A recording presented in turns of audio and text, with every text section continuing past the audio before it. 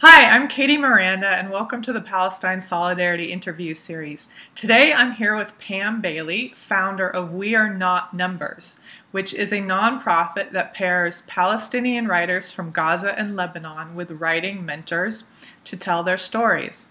And the thing I like about this project is that it literally is what it says in its name. It challenges the portrayal of Palestinians in the media as simply just numbers and statistics, and instead it provides some very well-written human interest stories, which I personally would much rather read than news stories. So, Pam, welcome, Thank you. and tell us, how did you get interested in Palestine and specifically Gaza? Well, I first went to Palestine, the West Bank, back in April of 2007, and I think I was probably pretty similar to most people. And then my very, very first trip was out of curiosity. I was drawn to a region of the world that was the source of so much conflict, and I'm a journalist by training, so I was always fascinated by. Um, a region that was so much at the center of the news. And I had actually a great big bonus at work that year, and I used to work in the corporate world.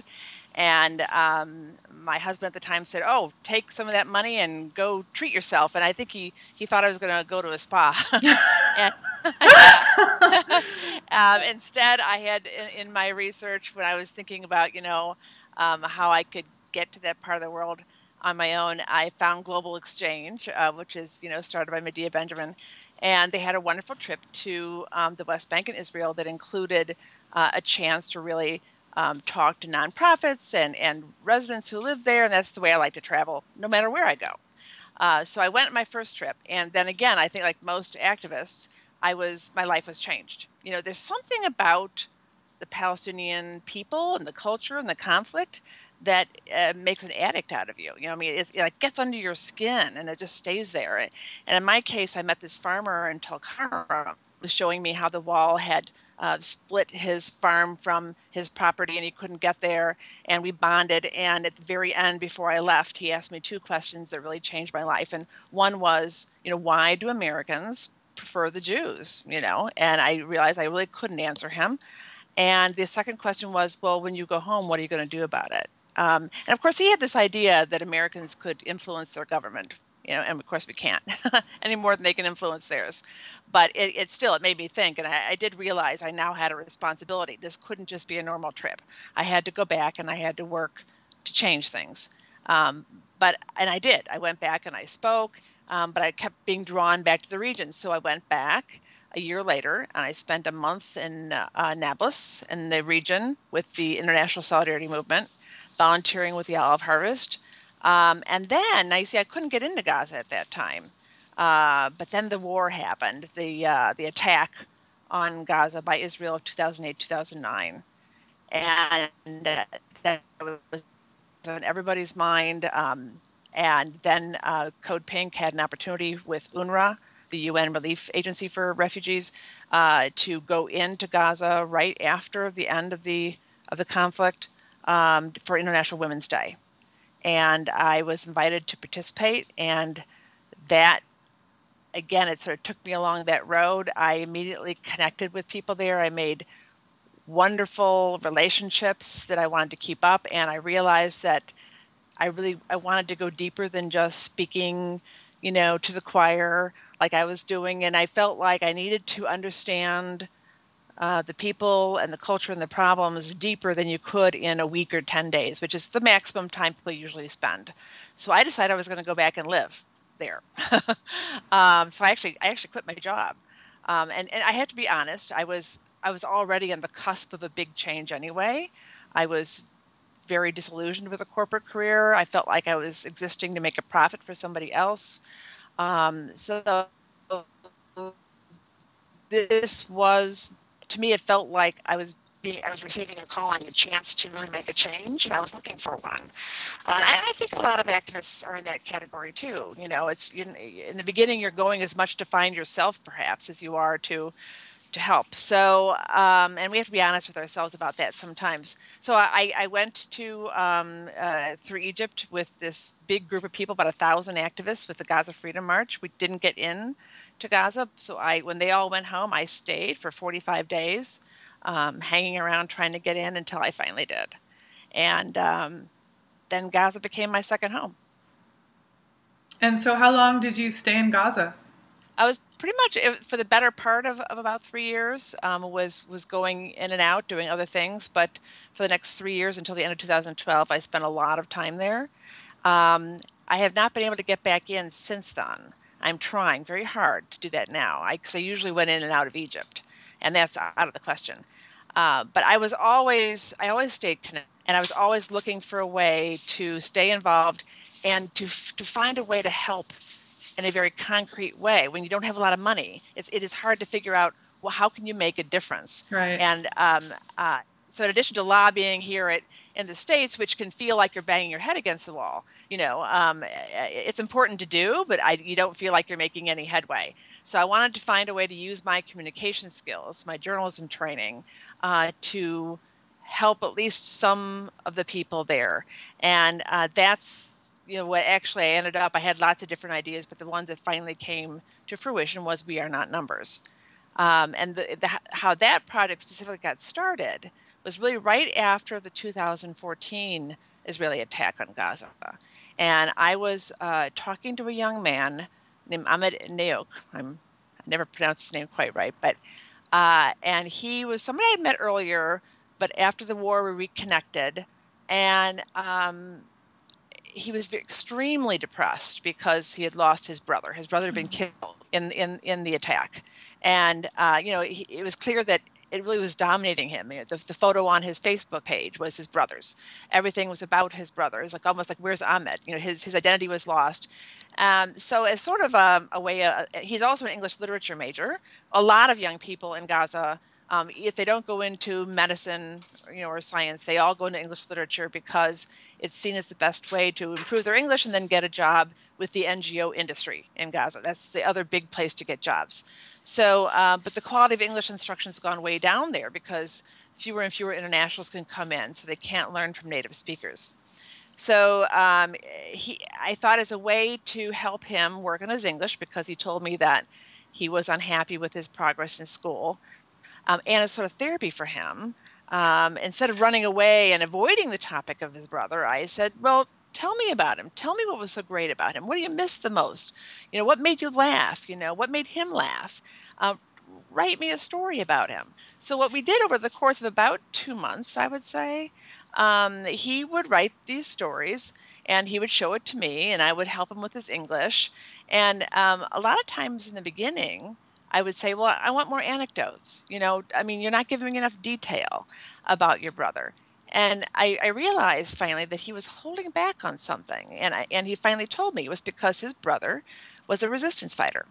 And he assumed that because I was an American, that I would judge that I'd say, oh my gosh, he's a terrorist. And somehow then I would no Wow. longer have sympathy for him or his brother. But I told him no, because at this point, you've told me enough about him that now he's a real person, and not only was he a real person, I understood why he had turned to resistance, because Ahmed had told me all these things that had happened, to his brother and what he had seen and witnessed. So we ended up with this beautiful story that really brought to life somebody who in our media is just described as a terrorist type figure that shoots rockets. You don't see that kind of story in our media at Right. all about, you hear stories here about why somebody chooses to join the military, but not there. So what occurred to me, and actually in the course of this 2.5 month exercise, he told me that he had learned more about English. He had improved more than he had like an entire year and a half in university. And also, he had become more animated. He had come out of himself just by talking about it and connecting to me. And the more I, praised his story, the more he sort of came alive. And so I ended up thinking, here we've had this wonderful sort of two-way benefit. I had learned a lot about who the resistance fighters are, got it published for him. And in return, it had really helped him, and his English had improved. And it occurred to me then, why maybe we should do this with more people. Maybe we should do this for a lot more of these of the English literature students. So actually, then that was the inspiration for We Are Not Numbers. And the phrase comes from the fact that when you read media stories, when you see them on TV about the fighters, about people who die, it's always numbers. Right. Numbers of killed, numbers of homeless, numbers of rockets shot, and nothing about the people and the human stories behind the numbers. What are you trying to accomplish with it? Like, what's your main goal? I So, mean, it seems like to help these young people improve their English and to be able to get their stories out there. Um, yeah, so we have a number of goals, some for the writers themselves, and actually some for the Western audience, which we hope to grow over time beyond the choir, beyond the people who are already sympathetic. For the writers, and they're mostly in Gaza, but we have now expanded to include some Palestinian refugees in Lebanon, which of course you never hear about.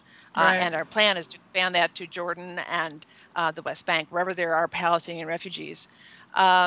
We want to help them, one, yes, improve their English through one-on-one coaching and mentoring.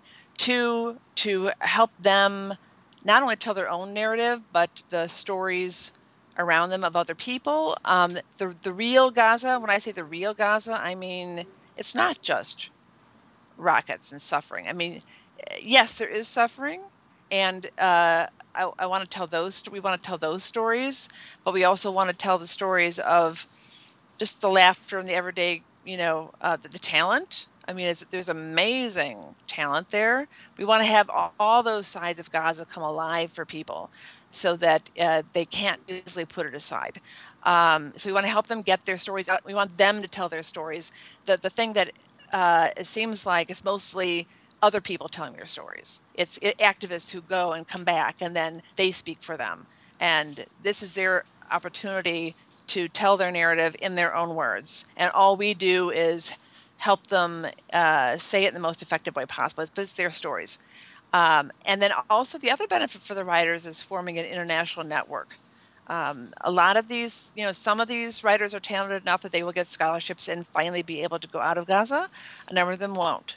And this actually builds for them an international network of champions, people who they develop relationships with, who will help them feel not so alone. And usually when people are successful in getting out is because there is somebody in the other side, somebody in the other country who's working for them, who's helping them get that visa or make the connections or arrange a speaking tour, for instance. So we want to help them start to make that kind of network. And then, yes, we hope through these stories to start changing perceptions of Palestinian refugees in Gaza, bring Lebanon to the forefront. And slowly we are starting to publish and get the stories out to a broader audience, not just the typical same old websites. So, what are your hopes in the future in terms of where this project is going?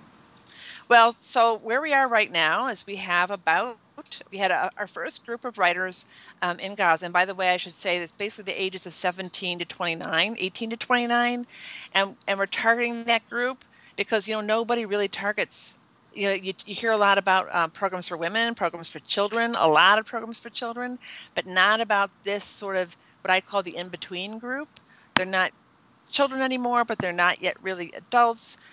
And they've just come out. Either they're in university or they've just come out, and there's no jobs. So they're really at that stage when they're deciding what kind of person to be. What do they do with that anger and resentment? So I feel like we're targeting an age group that gets ignored. We have our first group. It was about 45 of them, and they've just spent the first year, sort of like our pilot year, working with mentors and publishing a lot on our website, which we promote heavily in social media. And now we're ready to take the second. We're just taking on the second group now. What we do is some of them are natural writers and they will stay with us. Some of them now have sort of moved into an alumni group. But we always want to make sure we allow the opportunity for for new writers. So we're just in our second phase. As I mentioned, we've expanded to include our first group of refugees from Lebanon. In fact, I'm returning there this Saturday, and one project we're going to do is to take Palestinian refugees from Lebanon and take them to the camps of Syrian refugees and have the Palestinians interview the Syrians and tell their stories for them to build like that kind of bridge with a common experience. Future, we want to bring in Palestinian refugees from the West Bank and from Jordan. Maybe in the future, we'll have an opportunity for elsewhere in the diaspora for them to tell their stories. But also, I really want to get the writers out. And that's because most of them, like I say, will not have that opportunity, haven't had that opportunity. So one thing we're working on right now is there's a theater troupe in Gaza called the Theater for Everybody. It's the only one because there really isn't a cinema, there isn't theater in Gaza. There used to be before the blockade, but that pretty much ground to a halt. But the troupe exists. In fact, Hussam Madhoun, who one of the founders, has been using his skills for drama therapy for people with PTSD, etc. But he is working with some of our writers now on sort of developing some of their ideas, their stories into skits and sort of like vignettes of life under occupation. And we're going to collaborate with a playwright here in the U.S. to develop this into a play that could be put on in a theater here and hopefully in London. So that's in very, very early stages. In addition, we're already talking to some people, too soon to say, about a book of their stories. Now, that's been done before, but the way this will be different is, one, it includes stories not only from people in Gaza, but also in other areas where refugees are living in camps, but also the mentors. And I think that is what really sets this project apart from some other initiatives that have told their stories. And that's the role of the international mentors. We have people like Miko Peled, who wrote The General's Son. He's Jewish. We have a number of Jewish mentors, including Alice Rothschild, who actually came to Gaza as to do surgery, but she also writes. And then she came and spoke to our writers, and now she's a very big advocate. We also have Palestinian writers like Susan Al-Bahawa, who wrote Mornings in Jenin. She's one of the mentors. Leila El-Haddad, who wrote Gazamam, and the Gaza cooking book. So and then we also have other people that we're constantly adding a sort of a diverse group, and I think having them write for the book too about the experience of mentoring these young people will make this a very different kind of offering to people. And the idea then is to, once we publish it, take some of the writers out on tour. That's really what I want to do. I want to get them out touring in Europe and the United States. And also, if I really am ambitious, I want to establish a relationship with a couple of universities. So there could be a writing fellowship, say for the summer, that the best writers could go to, maybe even a scholarship in the name of the program. And I have one very beginning stages relationship with the university here in the States. That's my alma mater, and hopefully we'll be expanding that. So those are the kinds of things I hope to see happen with the program. Great. Wow. Okay. So can you give us some examples of some of the stories that have gotten like the most response? One of the stories that was shared tremendously was one of our writers who wrote about a friend of his who tried to commit suicide. That's something that isn't talked a lot about in Gaza because it's really, in Islam, like other religions, suicide is considered sort of taboo. But the reality of life in Gaza, and people do need to confront this, is the rate of suicide is actually going up. That's a reflection of how bad it is there right now. After the attack, with no rebuilding, the occupation going on and on and on and on. So it's very important, I think, with our stories to tell these unpleasant truths that don't get out there. So he wrote about a friend of his who, because of the grinding unemployment, the inability to get a job and to do what he needs to do to provide for his family, actually tried to commit suicide. Didn't succeed, luckily. And he's better today. But that story, because he wrote it in such a very personal, detailed way, with such empathy for his friend. It really got a tremendous response from people, and it was shared a lot of times. Another story that we recently posted that I think actually broke all records for us in terms of sharing and comments is a response. There's a 15-year-old girl in Gaza who actually has never taken an art class in her life. She took up a brush for the very first time during the 2014 attack on Gaza by Israel when she was confined to her house, was not allowed to go out, of course, because it wasn't safe. So she was so bored, but also just nervous and scared that she needed to do something to distract herself. Well, she had gotten some watercolors from school, and they were still sitting around her room. So she's picked it up and just started painting, and has been doing it ever since. And it's amazing how you can really see a big difference between the first very sort of childish paintings and is become beautiful today. I mean, it's amazing natural talent. And so she did this painting when she heard about Paris and what had happened there. She did a painting of a woman, sort of an abstract woman with the Eiffel Tower in the background, but she was crying. And it was her gesture of sympathy to the people of Paris.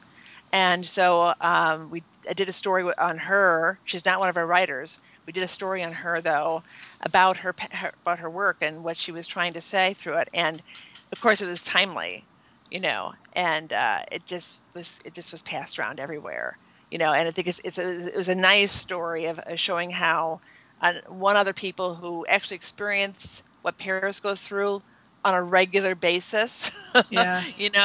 but still have the heart, still have the capacity Mm-hmm. to care about the other people who are going through this in the Western world, the countries that sort of ignore Gaza, and yet she Yeah. could do that, and yeah, it really resonated. I'm curious, what happened with the man who tried to kill himself? Did he see the story that was written about him, and like, did that have any effect on him? Do you know anything about that? Yeah, he did. Now we did not list his full name. Well, I mean, we actually did not.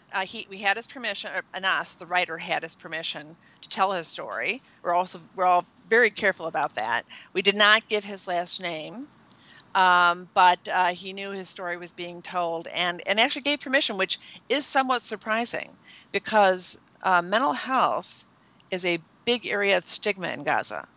It is That's everywhere. Yeah. Yeah. Yes, it is, particularly there, Yeah. but yes, it is, and especially in when suicide is so taboo.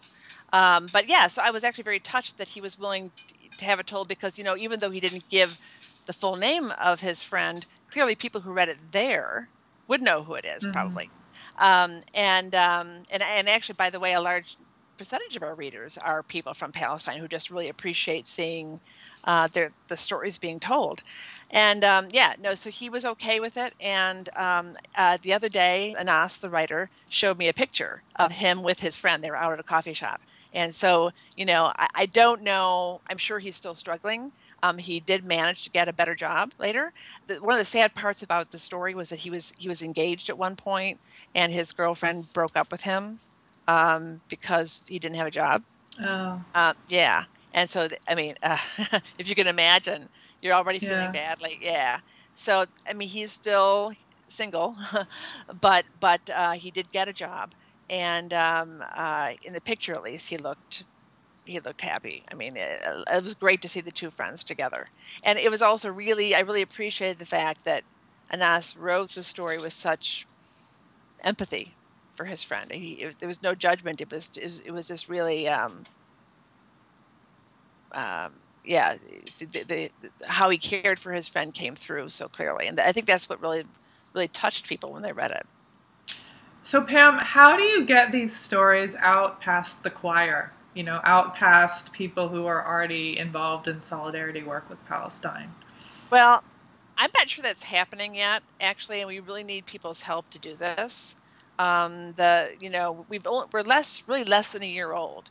Um, I first developed the idea about exactly a year ago now. Right now, my bet is it still is pretty much confined to people who are sympathetic, although not totally, because we have gotten some critical comments, which, to me shows that, wow, I think that's actually good because it means that we're being read beyond the choir. Yeah, And people actually, are noticing. yeah. The other really wonderful thing that was a bit of a stretch, I have to admit, for my writers was that we got interest from 972 magazine, if you're familiar with that. Yeah, It's an Israeli magazine, but put out by obviously sympathetic, one of some of the few left progressive people in Israel. But it was a stretch. Keep in mind that people in Gaza, unlike perhaps the West Bank, do not have the opportunity to mix with Israelis who are friendly. yeah, The only way they know Israelis is really from the people who are manning the watchtowers, um, the snipers, the people who came in during the attack. That's their only way. So as a result, even some of our writers choose not to work with Jewish mentors. I mean, you can't blame them because they've never had a chance to really be exposed to Israelis or Jewish people who are sympathetic and supportive. In fact, I was very proud that one of my writers who was assigned to Alice Rothschild, when I asked them each to write a paragraph about what they liked about the program, she chose to write about her mentor Alice, and she said that she now knew and didn't know before that not all Jewish people are Zionists, and that was to me a real victory. yeah. Yeah, it was wonderful. So 972 actually did a beautiful feature on the program and said that they'd gotten some of the most response they'd ever gotten to that article. And in fact, then they started republishing some of our stories in a Hebrew language counterpart. So to me, yes, that is a very good sign that we are starting to get beyond the choir. And I'd like to sort of cautiously explore that more. But we are publishing on like Truth Out, and then of course the real friendly places like Mondoweiss and Middle East Eye. But I'd really love for anybody who sees this interview and knows of some other places, like I would love to have college newspapers publish the stories. Now, that's a challenge because, as you probably know, college campuses are a real battleground. Yeah. Yeah, for the solidarity groups, they often, if they try to have Palestinian speakers come, they often get boycotted or criticized. But I would love to see because these are the same age groups, Yeah. and if I think it'd be great to have these stories appear in college newspapers, that would be a great way to affect the upcoming generation. So I think it's coming slowly beyond the choir, and I would really, I think it'll be through people sharing the stories with their networks. One way I'm trying, for instance, is if the story's about an artist, for instance, like the 15-year-old I mentioned, there may be artists groups, artist publications that will relate to her because she's an artist and not because she's a Palestinian. Right. That could open some doors to new audiences. So yeah, but I think it'll be with a lot of help and exposure that other people help us with. Okay, great. Well, Pam, as I said at the beginning of the interview, I really enjoy reading these just because they're so different from the stories we read in the mainstream media. And so for the month of December, I'm supporting this project. So 10% of every purchase made on katiemiranda.com, whether it's jewelry or apparel, that is going directly to support the project We Are Not Numbers. So please visit my website, www.katiemiranda.com. And Pam, can you tell us your website? It's wearenotnumbers.org. So really easy to remember. We also have a public Facebook page and a Twitter account, which is Not Numbers. So follow us, please. Okay, thank you, Pam, so much. Thank you. And good luck with your project. Thank you very much.